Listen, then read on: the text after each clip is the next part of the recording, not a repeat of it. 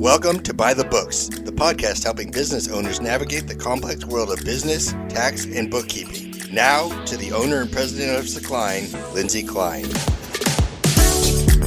Hi, everyone. Thanks for joining today. This is By the Books, hosted by me, Lindsay Klein, and my impromptu co-host, Chris Gross of Frito Nation. Thanks for joining me today. Thank you for having me, Lindsay. I'm just happy to be here. So today, I want to talk about cash versus accrual accounting. Do you have any knowledge of this topic?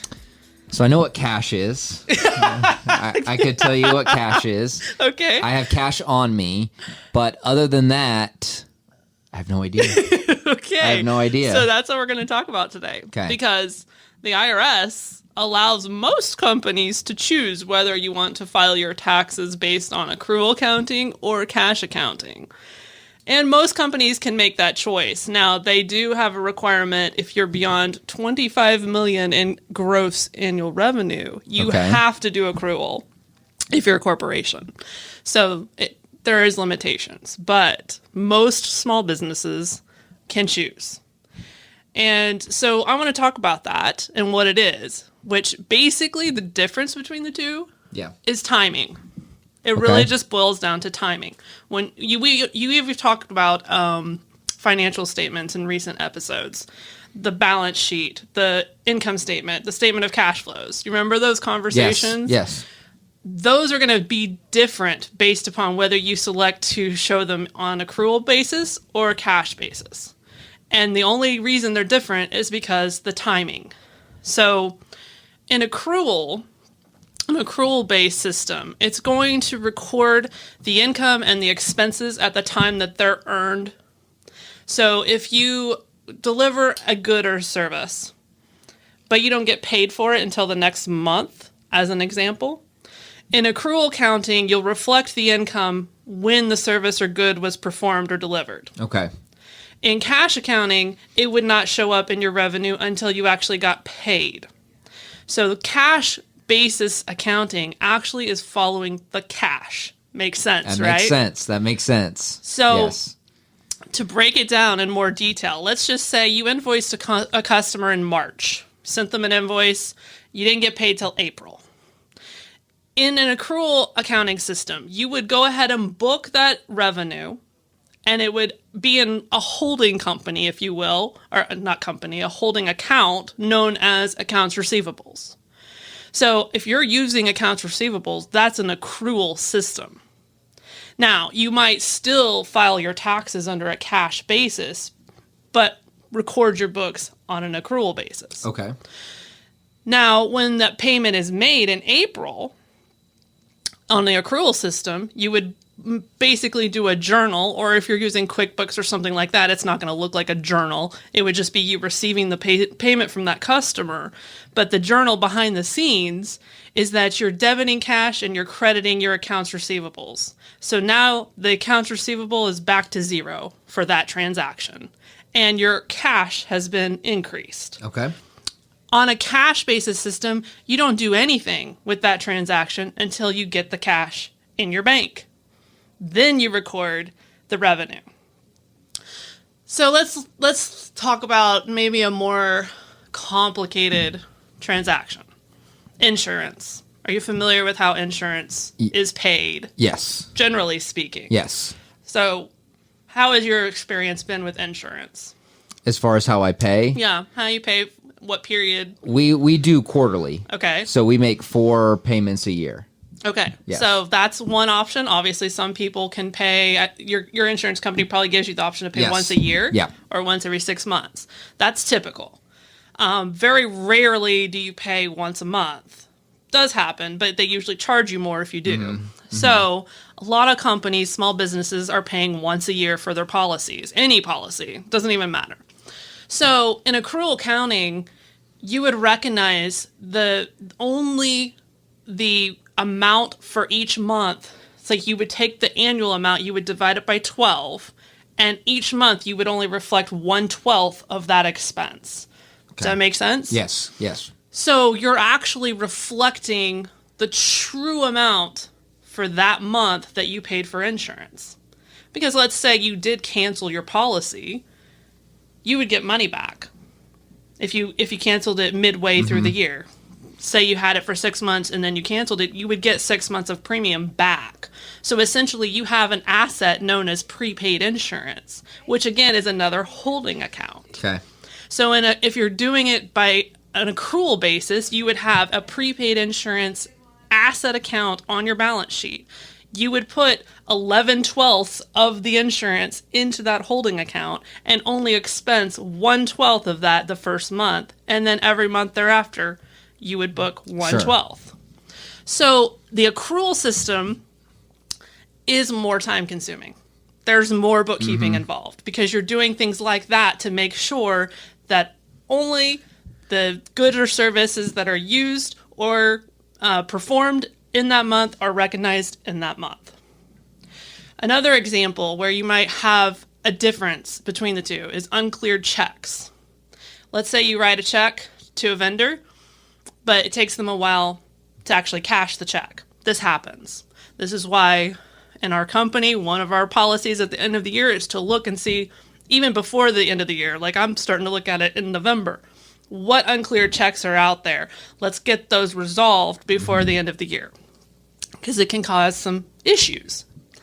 So if you're pulling a financial statement on a cash basis, those unclear checks are not going to show up anywhere because no cash has been transferred yet. Yeah.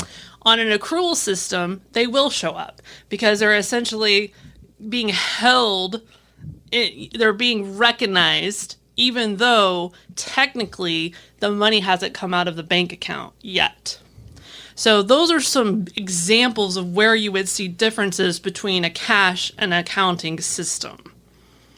Does it make sense? Yes, it does. So a couple questions that come to my mind.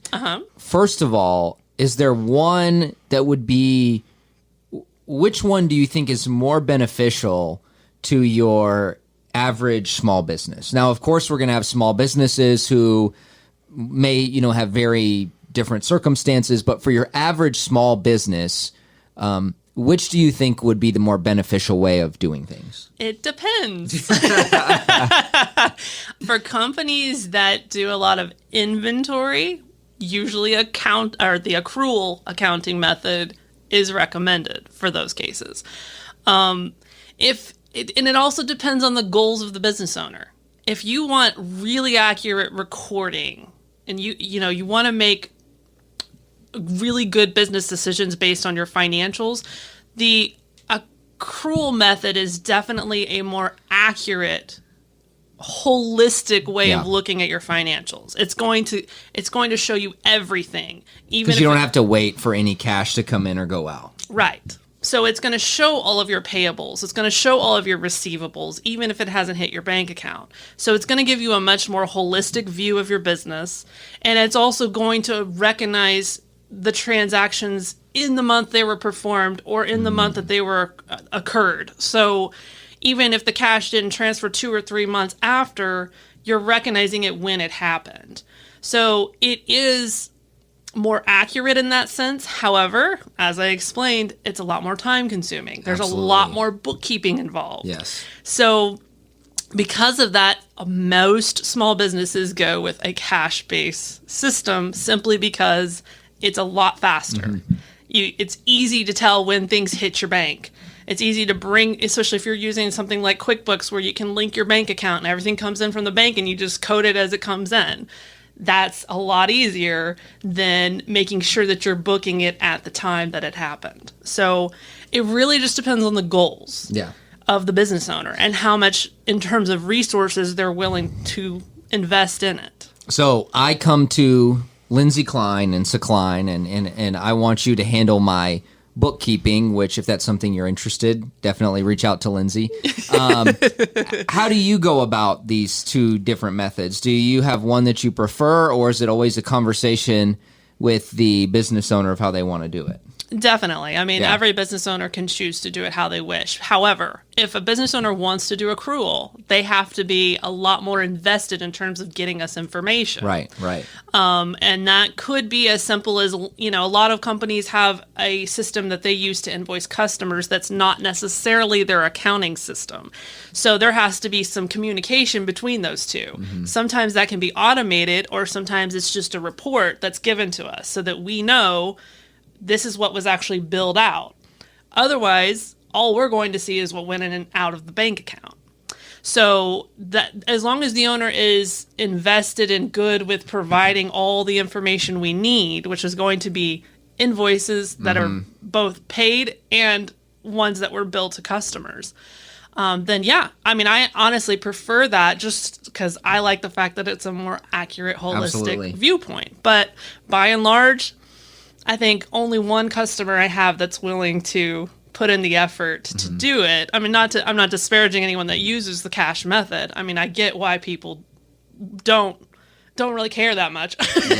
Yeah. It's just not worth. It's kind of, you have to weigh the cost benefit to it. Okay, so let's look at that. Then let's look at the cost benefit. So maybe there's the person who's considering it and they go, well, that sounds like a lot of work. I think I would just want to stick with the cash method. What are those benefits? Why would you suggest, hey, you want to put in the extra effort, you want to be the one to be, more in tune with your numbers to make sure that you are doing the accrual method? What's the benefit? Why are you telling people that might be the way to go? Well, I would say the main reason is just because it is reflecting everything at the time that it actually happened. You have a much better view of what your expenses and income actually are in any given month.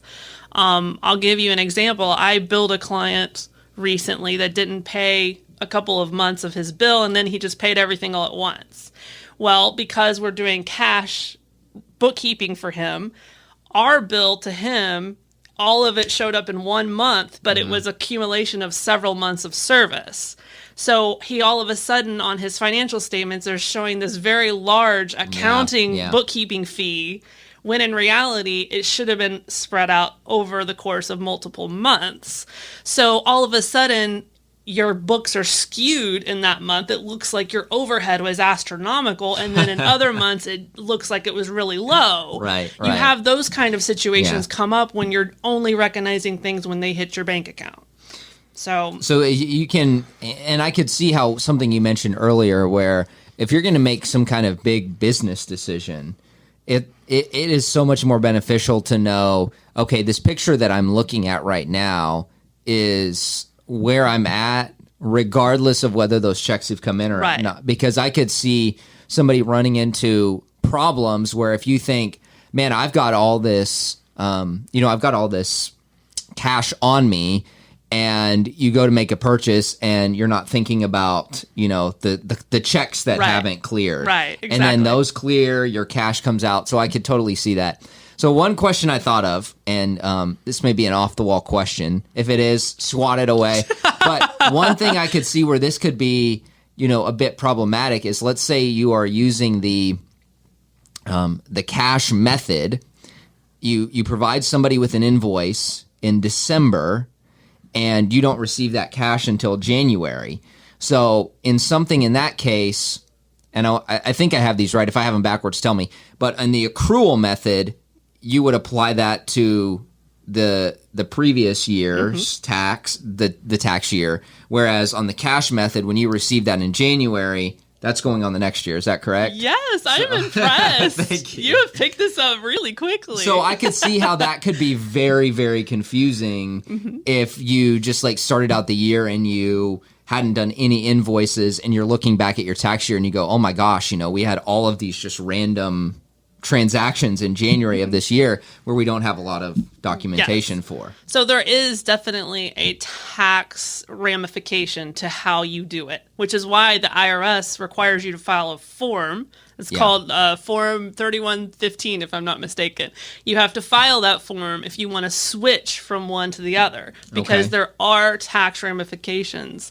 So just as you stated, if you're using the accrual method, you're going to recognize that revenue for tax purposes in the month you billed it and performed the service. If you're doing the cash method, you don't pay the taxes on that income until you actually get paid from the customer. And then it also works the same way with your expenses. You cannot recognize the deductions for expenses you haven't paid yet if you're using the cash method. Yeah. But in the accrual method, you can recognize those deductions at the time the service was given or performed for you. So it's just two different ways of doing it, and it's all about timing. Yeah. So that's why you can look at a financial statement in cash and then switch it over to accrual, and the numbers are different. It's just timing. Everything is in there. Obviously, you haven't changed anything by making that switch, but the timing is different. Yeah. Okay, so I have one more question, and then if you have anything else, we can get to that. But this, so it has to do with, maybe getting audited. Mm-hmm. And look, no one likes getting a letter. Yesterday, I pulled a letter out of the mailbox, and it said it was from the Internal Revenue Service. No. And immediately everybody freaks out, right? And I'm fine. It was President Biden telling me that there was money on the way, and so it was a huge relief. But thinking about getting those letters in the mail, right? Is there one method that is going to make you less likely to an audit, or the IRS kind of looks at them? Is it more of a much more individual business by business basis? That's actually a really great question. I don't know the answer to that, to be honest with you. I'll have to start asking some CPAs that have been through the audit, because I don't know, obviously the cash method, you can verify very easily through your bank statements, right? Because everything is right there in black and white from your bank. The accrual method, there's a lot more room for maneuvering there. Yes. So if I had to guess, I would say more likely the accrual method could raise some red flags, because there's things that you might just date them and say the service or good was performed or given, but was it? Yes. So there's a lot more ambiguity. Ambiguity. Oh my goodness, I could not say that word. So that's where I if I had to guess, I would say it would be the accrual method that might get audited more than a cash method. Okay, good to know. But I could be wrong. I should start asking. When I talk to CPAs, I'll start asking so I can give you a more educated answer on that. Not that it's going to necessarily impact me directly, but thinking, I got to thinking on that because, like we mentioned, if you're getting paid for it in one tax year, but you're recording it in a different tax year, I can see how that could, not necessarily that it's going to automatically trigger some kind of problem, but I can see how if it looks like the books are way skewed, that could be problematic. Right. It could, definitely. But I think like we've discussed today, it's just kind of, would you say that it's just a business by business basis how they want to go about exactly. this? It's going to be based on what the priorities of the business owner are. A lot of companies want to adhere to GAAP. Are you familiar with GAAP? I'm not. So it stands for, let me see if I can get it right, Generally Accepted Accounting Practices. Okay. So a lot of companies, they'll say we want to adhere to GAAP. So in the past, when I've been looking for a job in accounting, I'll see that a lot. You must know GAAP standards. And these companies probably were under $25 million in gross revenue, so they were just choosing, not that they had to, but they were choosing to adhere to GAAP. And GAAP standards are accrual methods. Okay, yeah. It uses a principle called the matching principle, which is an accounting principle, which is that you match the revenue and the expenses in the month that they occur, not the month they were paid. Yeah. So if a company chooses that they would like to adhere to GAAP standards, then that's what they do. Now, publicly traded companies, that's a whole other ballgame, because they must adhere to SEC standards. Now, they could still, for tax purposes, if they're less than 25 million, they can still, for tax purposes, do in a cash basis. However, they have to have an accounting system that records accrual. They have to be able to provide the SEC those financials on an accrual basis. So there are some additional regulations for companies that are public. So in that case, if you're doing an accrual method, you might as well just roll with the accrual method.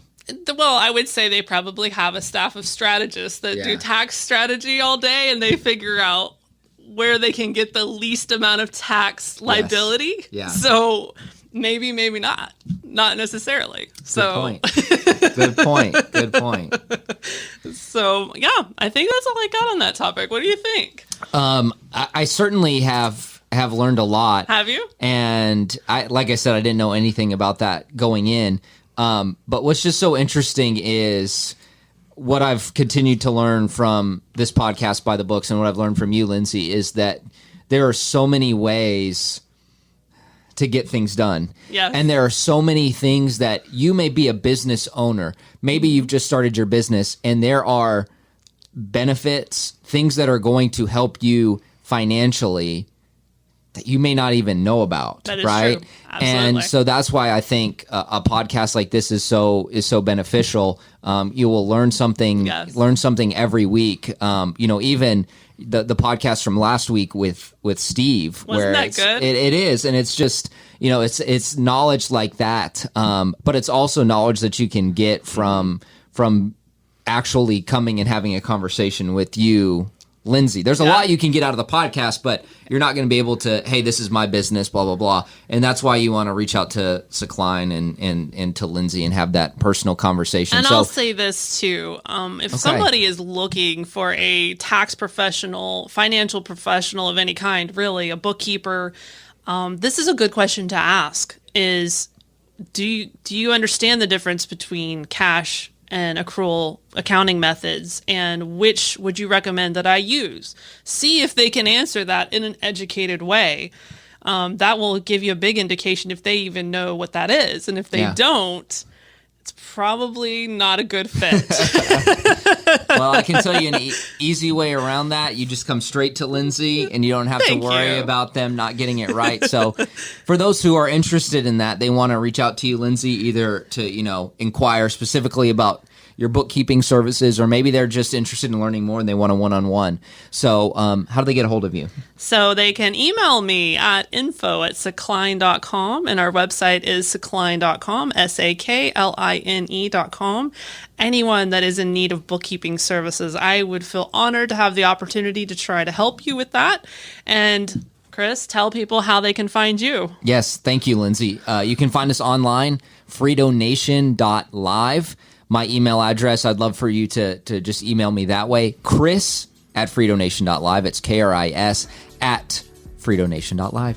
Thank you, everyone, for joining us today. We appreciate your support. And until next time, bye-bye.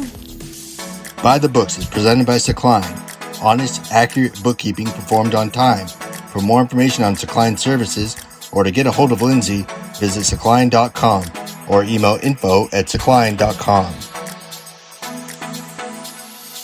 The information provided on this website and podcast does not and is not intended to constitute legal advice. Instead, all information, content, and materials available are for general information purposes only. Information provided by Sakline may not constitute the most up-to-date legal or other information. Listeners should contact their attorney to obtain advice with respect to any particular legal matter, and should refrain from acting on the basis of this information without first seeking legal advice from counsel in the relevant jurisdiction. Only your individual attorney can provide assurances that the information contained herein and your interpretation of it is applicable or appropriate to your particular situation.